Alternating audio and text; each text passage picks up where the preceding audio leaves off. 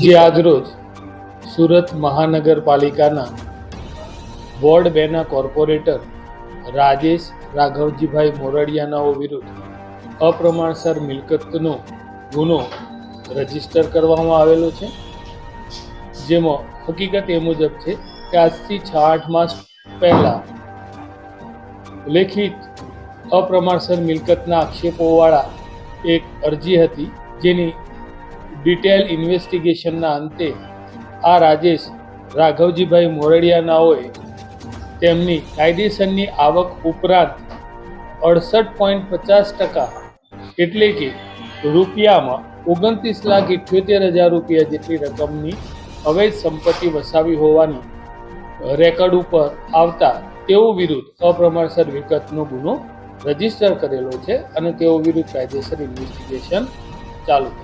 કઈ પાર્ટીના છે અને બેંક લોકર પણ ઓપરેટ કરવામાં આવશે, ઘરે શું તપાસ હાથ ધરાઈ?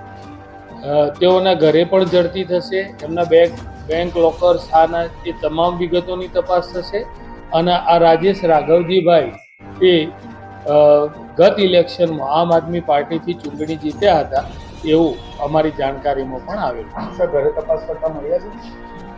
હાલ ઘરે એ મુદ્દે અમારી ટીમો કામ કરી રહી છે.